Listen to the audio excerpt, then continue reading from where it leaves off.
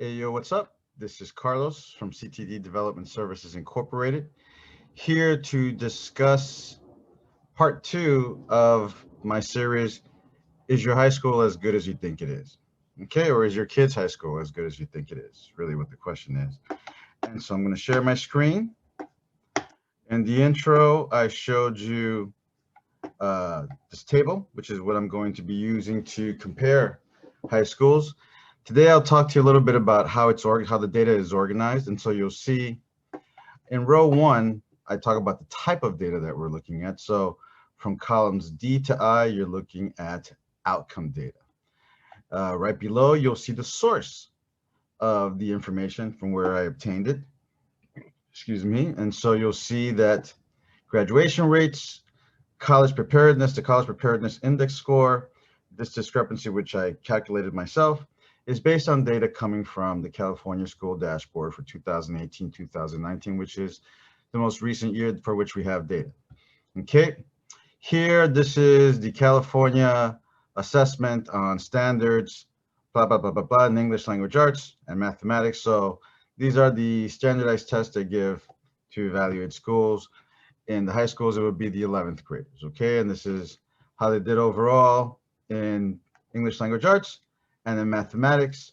And this is percent of the student population, the test takers that scored at or above a proficiency level, the proficiency level, okay?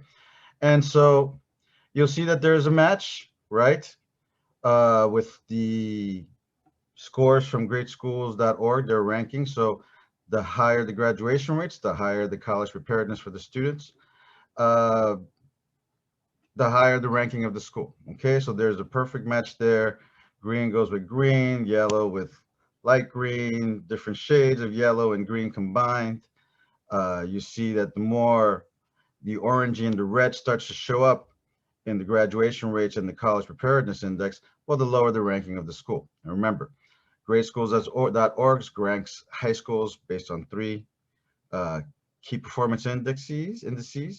That is college readiness, equity, and the last one I can't remember right now. We'll go to greatschools.org just to check that out. We'll stop this share, stop the share, and I will open up a window of greatschools.org. Make sure that this time I do a share of the screen. Here it is, share. We'll do Venice Senior High School, Los Angeles. And you'll see that its ranking is based on college readiness, test scores, and equity overview. Okay, the equity overall of the school. And so going back to my chart, so you can see graduation rates and college readiness, both college preparedness, both indicators of college readiness.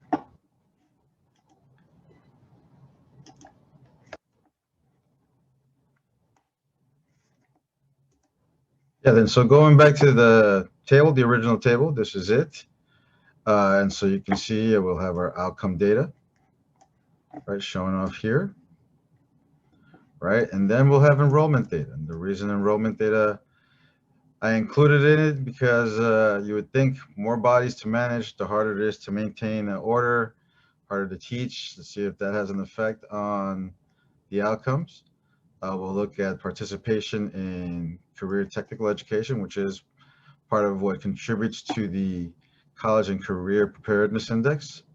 We'll see the effect that enrollment in UC required coursework in high school what effect that has on, ranking, school ranking, AP course enrollment, ninth grade physical fitness, which was interesting to me, disadvantaged groups, percentage of, economically disadvantaged, English learner enrollment, students with disability enrollment, diversity data, looking at demographic, race, and ethnicity data, student transiency data, how much do students move back and forth through these schools? What effect does that have? We have here, let's see, academic counseling data, and it just keeps going on and on.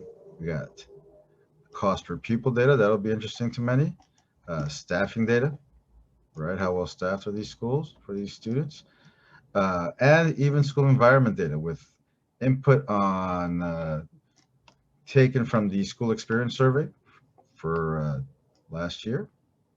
See what students and teachers say, and some parental involvement data, which is how this whole thing began. Alrighty, so now you know what to expect. It's going to come in the order that it is, from left to right, and I'll try to underline as much as I can. Alrighty, so this is Carlos signing off. Thank you very much.